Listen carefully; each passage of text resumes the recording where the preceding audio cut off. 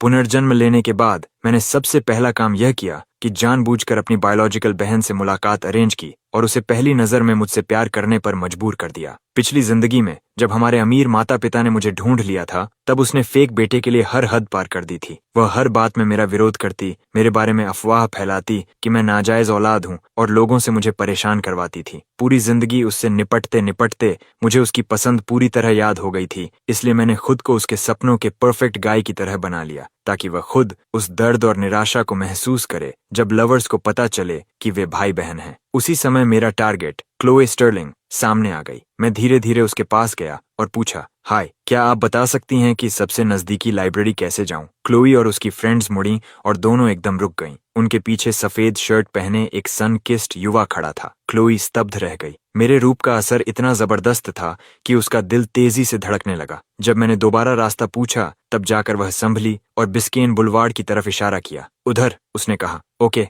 Thanks, मैंने मुस्कुराकर जवाब दिया और चल पड़ा। क्लोई मेरी जाती हुई पीठ को बस देखती रह गई। जब मैं काफी दूर निकल गया तब उसे होश आया। उसकी दोनों फ्रेंड्स उत्साह से बातें करने लगीं। वह लड़का कितना हैंडसम है। मैंने अपनी पूरी जिंदगी में इतना अच्छा दिखने वाला लड़का नहीं देखा। लगता है नॉवेल्स में 17-18 साल के असाधारण कैरिज्मा वाले लड़कों की बातें पूरी तरह झूठ नहीं होती। हाँ, और वह तो बिल्कुल क्लोई के आइडियल टाइप जैसा था। क्लोई ने अपनी मुट्ठियां भींची और गहरी सांस ली। चलो, हम भी बिस्केन बुलवार्ड चलते हैं। जिस इंसान से तुम्हें नफरत करनी चाहिए, उसी से पहली नजर में प्यार हो जाए तो कैसा लगता है? इसका जवाब मेरी पिछली जिंदगी वाली क्लोई दे सकती थी। अभी उसकी आंखों में जो भाव थे, उन्हें याद करके मैं हंस पड़ा। मैं उस पल का इंतजार नहीं कर पा रहा था जब उसे पता चलेगा कि मैं उसका बायोलॉजिकल भाई हूँ। समय के हिसाब से स्टर्लिंग परिवार को अभी मेरे बारे में चर्चा शुरू कर देनी चाहिए थी। पिछली जिंदगी में मैं स्टर्लिंग परिवार में एक वार्ड के रूप में गया था और अपनी असली पहचान बहुत बाद में जानी थी। लेकिन इस बार अगर वे मुझे अपने घर ले जाना चाहते हैं तो यह इतना आसान नहीं होगा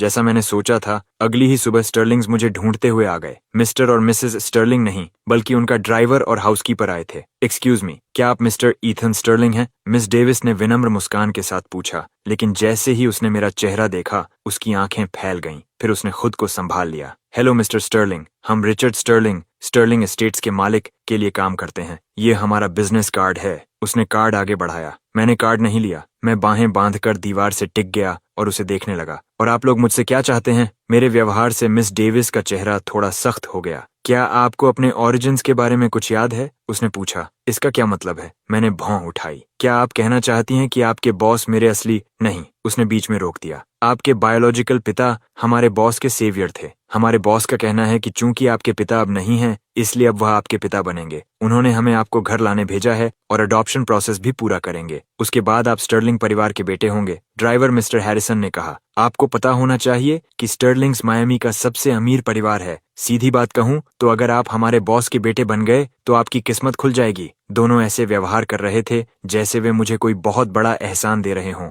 मैं हल्का सा हंसा। सॉरी, मेरी किसी अजनबी को अपने माता पिता मानने की कोई इच्छा नहीं है। अगर और कुछ नहीं है तो कृपया मुझे नाश्ता करने दीजिए। थैंक्स। इतना कहकर मैं अंदर गया और दरवाजा बंद कर दिया। बंद होने से पहले मैंने उनके अविश्वास से भरे चेहरे देख लिए। कुछ ही देर बाद बाहर से गुस्से भरी आवाजें आने लगीं। मिस्टर स्टर्लिंग, आपको इस बारे में अच्छी तरह सोचना चाहिए। यह स्टर्लिंग परिवार है, शहर का सबसे अमीर परिवार। ऐसा मौका जिंदगी में एक बार मिलता है। अगर भरोसा नहीं है तो हमारी पहचान वेरीफाई कर लीजिए। हम सचमुच स्टर्लिंग हाउसहोल्ड से हैं। क्या आपको अंदाजा है कि आप किस चीज को ठुकरा रहे हैं? बड़े होने पर आपको जरूर पछतावा होगा। कुछ समय बाद मिस डेविस और मिस्टर हैरिसन स्टर्लिंग मैंशन लौट गए और मिस्टर तथा मिसेस स्टर्लिंग को मेरे रवैये के बारे में सब बता दिया। क्लोई संयोग से वहीं मौजूद थी। जब उसने सुना कि मैंने अडॉप्शन का प्रस्ताव ठुकरा दिया है तो वह तिरस्कार से हंसी। अगर वह नहीं आना चाहता तो उसे मजबूर मत करो। वह कोई खास नहीं, बस एक सड़क छाप लड़का है। क्या सच में उसे लगता है कि वह इतना महत्वपूर्ण है? उसकी बात पूरी होते ही उसकी माँ एलेनोर ने नाराज नजर से उसे देखा। क्लोई, ऐसी बातें मत करो। लेकिन क्लोई ने अधीरता से बात काट दी। कार की चाबियां उठाईं और बोली, मुझे जाना है। फिर वह बाहर निकल गई। एलेनोर ने आह भरते हुए अपने पति रिचर्ड की ओर देखा। रिचर्ड,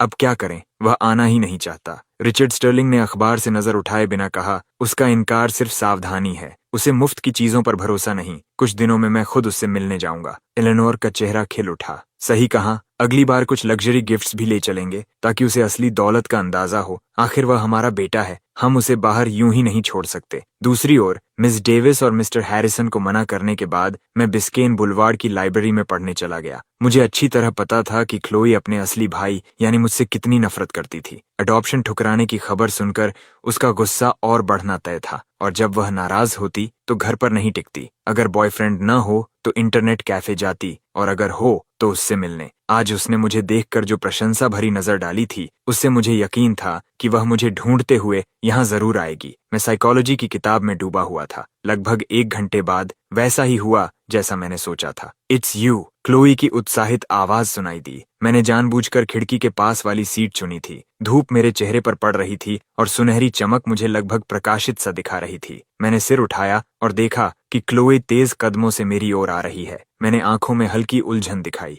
जब वह सामने आकर खड़ी हुई तो मैंने पूछा, आप? मुझे पहचानते न देखकर उसके चेहरे पर एक पल को निराशा आई, लेकिन उसने तुरंत मुस्कुराते हुए कहा, अरे, आपको याद नहीं? कुछ दिन पहले इंटरनेट कैफे के बाहर आपने मुझसे रास्ता पूछा था। मैंने जैसे अभी याद आया हो वैसा अभिनय किया। ओह, आप! उस दिन मदद के लिए बहुत धन्यवाद। बिस्केन बुलवार्ड पर मेरा पहला दिन था और जीपीएस के मामले में मैं बहुत खराब हूँ। क्लोई ने जल्दी से हाथ हिलाया। कोई बात नहीं, बिल्कुल नहीं। फिर उसने सामने की खाली कुर्सी की ओर इशारा किया। क्या मैं यहाँ बैठ सकती हूँ? मैंने सिर हिलाया। जरूर। वह बैठ गई, लेकिन जब मैंने दोबारा किताब खोल ली और बातचीत शुरू नहीं की तो वह थोड़ी निराश दिखी। फिर भी सिर्फ मेरा चेहरा देखते रहना ही उसके दिल की धड़कनें तेज करने के लिए काफी था। मुझे उसकी निगाहों का एहसास हुआ, इसलिए मैंने हल्का सा ऊपर देखा। मेरी उठी हुई ऑलमंड शेप्ड आंखों में एक अलग ही आकर्षण था। नजरें मिलते ही क्लोई जैसे सपने से बाहर आई और जल्दी से बोली, मैंने देखा कि आप साइकोलॉजी पढ़ रहे हैं। क्या आप साइकोलॉजी मेजर हैं? नहीं, मैंने किताब बंद करते हुए कहा, बस शौक है। अच्छा, तो क्या आप अभी स्टूडेंट हैं? बिल्कुल। हाई स्कूल या कॉलेज? कॉलेज। वह लगातार ऐसे ही छोटे छोटे सवाल पूछती रही। आखिर मेरी आंखों में हल्की अधीरता दिखाई दी। क्या आपको मुझसे कोई खास बात करनी है? मेरे स्वर में आए बदलाव से उसका दिल धक से रह गया। उसने तुरंत सफाई दी, नहीं, मेरा ऐसा मतलब नहीं था। मैं बस आपको थोड़ा बेहतर जानना चाहती थी। आखिरकार उसने सच बोलने का फैसला किया। उसकी सुंदर आंखें गंभीरता से मेरी ओर देख रही थीं। सच कहूं तो जिस पल मैंने आपको पहली बार देखा उसी पल मुझे आप पसंद आ गए। पिछले कई दिनों से मैं रोज बिस्केन बुलवार्ड आ रही हूँ, सिर्फ इस उम्मीद में कि आप फिर मिल जाएं। क्या आप मुझे आपको परस्यू करने का मौका देंगे? लेकिन मैं उसकी इस समर्पित छवि से धोखा खाने वाला नहीं था। क्लोई बेहद चंचल स्वभाव की थी और बॉयफ्रेंड बदलना उसके लिए आम बात थी। उसे ऐसे लड़के पसंद नहीं थे जो हर बात में झुक जाए। उसकी नजर में आकर्षक वही था जिसके अपने सिद्धांत हों। इतने साल उसका भाई रहने के बाद मैं उसे किसी से बेहतर समझता था। मैं शांत भाव से उसकी बात सुनता रहा। जब वह बोलकर चुप हुई तो मैंने किताब बंद की, उसकी ओर देखा और हल्की मुस्कान बिखेर दी। तुम मुझे परस्यू करो या नहीं, यह तुम्हारा मामला है। मुझसे मौका क्यों मांग रही हो? मैंने शांत स्वर में कहा। क्या इसका मतलब है कि अगर मैं मौका न दूं तो तुम मेरी नजरों से गायब हो जाओगी? अगर ऐसा है तो मेरा जवाब साफ है, नहीं। मेरी आवाज नरम थी लेकिन रवैया दृढ़। फिर मैंने किताब उठाई और खड़ा हो गया। और कुछ? अगर नहीं तो मैं चलता हूँ। क्लोई ने उम्मीद नहीं की थी कि मैं उसे इतनी जल्दी ठुकरा दूंगा। मुझे जाते देख वह भी घबराकर खड़ी हो गई। नहीं, मेरा वह मतलब नहीं था। मैं बस, अगर आप नहीं चाहते कि मैं आपको परस्यू करूं तो ठीक है, लेकिन मैं सिर्फ पहले बता देना चाहती थी ताकि यह ज्यादा अचानक न लगे। आप माने या न माने, मैं फिर भी आपको परस्यू करूंगी। उसकी आंखों में पूरी गंभीरता थी। मैंने बस एक ठंडी नजर डाली, जैसी तुम्हारी मर्जी। जाने से पहले मैंने शेल्फ से एक और किताब उठाई। क्लोई मेरे पीछे पीछे चली, मुझे लंच खिलाने की कोशिश की, लेकिन मैंने मना कर दिया। फिर उसने कांटेक्ट इन्फॉर्मेशन मांगी। उसकी जिद से परेशान होकर मैंने कहा, अगर अगली बार फिर संयोग से मुलाकात हुई तो नंबर दे दूंगा। इस बार उसने जोर नहीं दिया। मेरे जाने के बाद वह तुरंत लाइब्रेरी में लौट गई, शायद मुझे ढूंढने या मेरे बारे में जानकारी लेने के लिए। लेकिन मुझे इसकी परवाह नहीं थी।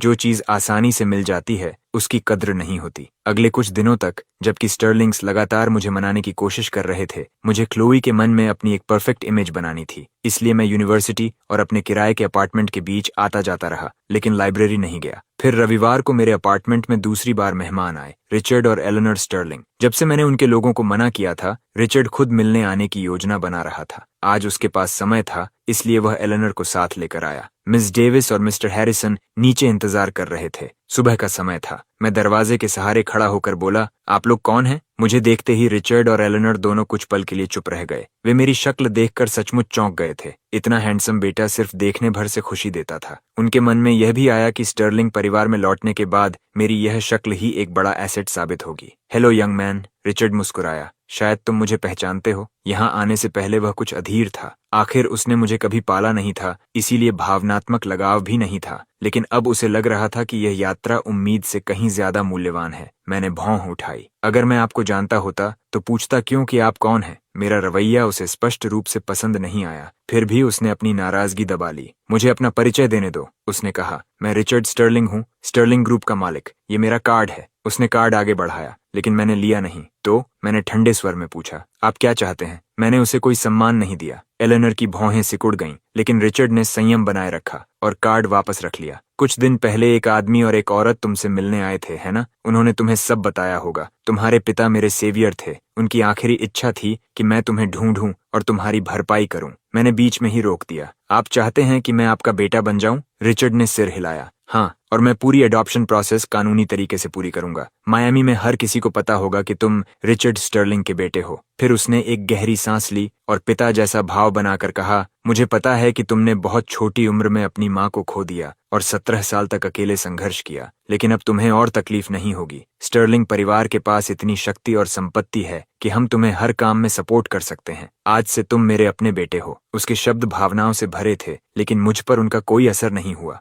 मैंने शांत आंखों से उसकी ओर देखा। जरूरत नहीं है, जैसा पहले भी कहा था, मुझे कोई नया पिता अपनाने में दिलचस्पी नहीं है। रिचर्ड ने सोचा भी नहीं था कि इतनी लंबी बात के बाद भी मैं मना कर दूंगा। उसका चेहरा तुरंत काला पड़ गया और उसकी आंखों में दबा हुआ गुस्सा साफ दिखाई देने लगा। ये कैसे अचानक एक पिता का मामला बन गया? तुम्हारे पिता मेरे उद्धारकर्ता थे। मेरे पिता तुम्हारे उद्धारकर्ता थे, मैं नहीं। इतने सालों तक तुम्हें बस उनका अच्छे खाने पीने से ख्याल रखना चाहिए था। उनके बेटे को परेशान करने की कोई जरूरत नहीं है। और फिर मैं अभी बिल्कुल ठीक जीवन जी रहा हूँ। तुम इस माहौल में रहने को ठीक कहते हो? जब तक मैं खुश हूँ तब तक ठीक है। इस जीवन में मैं किसी भी कीमत पर वॉर्ड बनकर वापस नहीं लौटता। मैं चाहता था कि रिचर्ड स्टर्लिंग मुझे अपने जैविक बेटे के रूप में सार्वजनिक रूप से स्वीकार करे, ताकि मैं धीरे धीरे स्टर्लिंग परिवार की शांति को तोड़ सकूं। वरना बाहर रहकर भी मैं उनके लिए काफी परेशानी खड़ी कर सकता था। वॉर्ड बनकर लौटना अपने ही हाथों में बेड़ियां डालने जैसा होता। तब उनके लिए किसी भी गलती का दोष मुझ पर मढ़ना बहुत आसान हो जाता। मुझे डर नहीं था, लेकिन मैं अनावश्यक झंझट नहीं चाहता था। इसके अलावा केवल असली बेटे के रूप में लौटकर ही मैं देख सकता था कि परिवार का मासूम दिखने वाला नकली बेटा लियो वास्तव में उतना ही मासूम है या नहीं। मैंने उनके गुस्से से भरे चेहरों की ओर देखा। और कुछ है? अगर नहीं तो मैं जा रहा हूँ। मैंने दरवाजा बंद किया और निकलने की तैयारी की, लेकिन रिचर्ड और एलेनोर मेरे पीछे पीछे आ गए। रिचर्ड इतना गुस्से में था कि कुछ बोल नहीं पा रहा था, इसलिए एलेनोर मुझे मनाने की कोशिश करती रही। यंग मैन, तुम अभी बहुत छोटे हो। तुम पैसे की अहमियत नहीं समझते। भविष्य में मैं खुद कमा लूंगा। तुम कितना कमा लोगे मैं तुम्हें नीचा नहीं दिखा रही, लेकिन स्टर्लिंग परिवार तुम्हें ऐसे ही एक आलीशान हवेली दे सकता है। खुद खरीदने में तुम्हें कितना समय लगेगा? और वे सारी लिमिटेड एडिशन कार्स और वॉचेस। अगर तुम हमारे बेटे बन जाओ तो सब तुम्हारे हो सकते हैं। मैं अचानक मुड़ा और एलेनोर को तिरस्कार भरी नजर से देखा। मेरे पिता तुम्हारे पति के उद्धारकर्ता थे और उनका एहसान चुकाने का तुम्हारा तरीका बस इतना है कि मुझे अपना बेटा बना लो। अगर मैं तुम्हारा बेटा नहीं बनूं तो मुझे कुछ नहीं मिलेगा। इसका क्या मतलब हुआ? इसका मतलब है कि तुम सिर्फ मेरे पिता का एहसान नहीं चुकाना चाहती। तुमने देखा कि मैं अच्छा दिखता हूँ और तुम्हारे परिवार के लिए फायदे ला सकता हूँ, है ना? अमीर परिवारों में सब कुछ स्ट्रेटेजिक मैरिज और लाभ के हिसाब से होता है। मेरे होंठों पर ठंडी मुस्कान आ गई। अगर मैं सचमुच तुम्हारा वॉर्ड बन जाऊं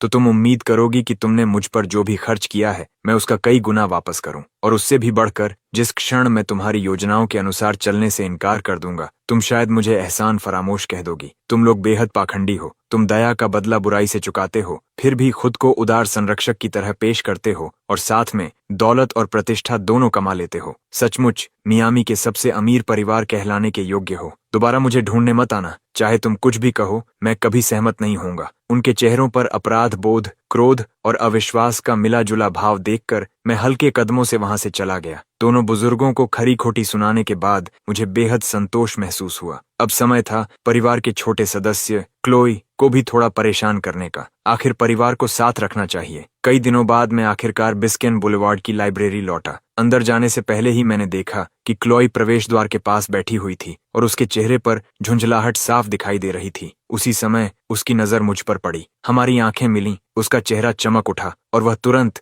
मेरी ओर दौड़ पड़ी। हे, आखिरकार मैं तुम्हें फिर से ढूंढ पाई। क्या इस बार तुम मुझे अपना नंबर दोगे? मैंने ठंडे भाव से भौहें सिकोड़ लीं। मेरा चेहरा देखकर क्लोई थोड़ी घबरा गई। तुमने पहले कहा था कि अगर हम फिर मिले तो दोगे। तुम अमीर लोगों की पसंद भी एक जैसी होती है ना? मैंने उसे बीच में ही रोक दिया। मेरे चेहरे पर तिरस्कार साफ था। तुम्हें बस वही लोग पसंद होते हैं जो जवान, भोले और आसानी से नियंत्रित किए जा सकें। सही है। मेरे शब्दों से साफ जाहिर था कि मेरे मन में कुछ चल रहा है। क्लोई का चेहरा तन गया। जब उसने देखा कि मैं मुड़कर जाने लगा हूं तो वह जल्दी से मेरे पीछे आ गई। हे, क्या हुआ? मुझे बताओ, शायद मैं मदद कर सकूं। मैंने उसे पूरी तरह नजरअंदाज कर दिया। ठीक है, मैं मानती हूं कि पहली नजर का प्यार अक्सर रूप रंग से शुरू होता है, लेकिन मेरा कभी इरादा नहीं था कि मैं तुम्हें नाराज करूं या तुम्हें अपना बॉयफ्रेंड बनाने के लिए कोई ऐसा तरीका अपनाऊं जो तुम्हें पसंद न हो। प्यार को मजबूर नहीं किया जा सकता। मैं चाहती हूं कि मेरे रिश्ते सम्मान, समानता और आपसी स्नेह पर आधारित हों। क्लोई ने महसूस किया कि मेरा रवैया थोड़ा नरम पड़ा है। उसने राहत की सांस ली और उसकी आवाज पहले से भी अधिक ईमानदार हो गई। हे,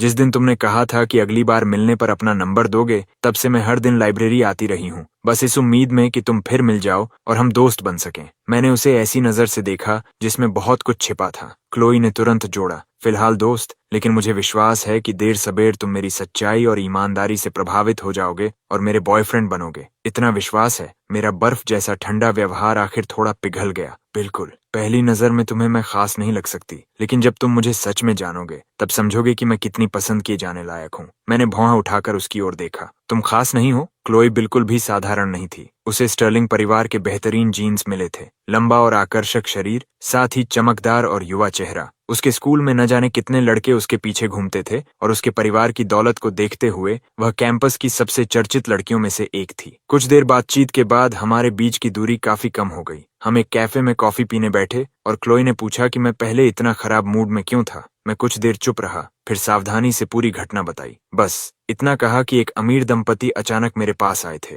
उनका दावा था कि मेरे माता पिता ने कभी उनकी मदद की थी और अब वे मुझे गोद लेना चाहते थे। क्लोई का चेहरा पूरी तरह उलझन से भर गया। अरे, तुम तो लगभग बड़े हो चुके हो, अब अचानक आकर तुम्हें गोद लेने का क्या मतलब है? मैंने उसकी ओर देखा और शांत स्वर में कहा, वे बहुत अमीर हैं। उनका कहना है कि अगर मैं उनका बेटा बन जाऊं तो मुझे संघर्ष के कई साल बच जाएंगे। क्लोई ने नाराज होकर तिरस्कार से कहा, क्या अमीर होने से कोई खास हो जाता है? लेकिन बात पूरी करने से पहले ही उसका चेहरा जम गया। हाँ, मैंने कहा, ये समझते हुए कि वह क्या पूछने वाली है। मैंने सिर हिलाया। मैं अनाथ हूँ। मैंने अपने पिता को कभी नहीं जाना। मेरी माँ तब गुजर गई थी जब मैं 7 साल का था। उसके बाद से मैं दूसरों की चैरिटेबल एड की मदद से पढ़ाई करता आया हूँ। मेरा लहजा सामान्य था और चेहरा भी भावहीन, लेकिन यही सहजता मेरी कहानी को और भी दर्दनाक बना रही थी। क्लोई का दिल मेरे लिए कसक उठा। इन सारे सालों में तुम्हें बहुत मुश्किलें झेलनी पड़ी होंगी, मैंने हल्की मुस्कान के साथ कहा। इतनी भी नहीं, मैं अकेले रहने का आदी हूँ, इसलिए जब वे अचानक आकर ऐसी बातें करने लगे तो मुझे गुस्सा आ गया और अभी मैंने वह गुस्सा तुम पर निकाल दिया। माफ करना। क्लोई ने तुरंत सिर हिलाया। तुम्हें माफी मांगने की जरूरत नहीं है,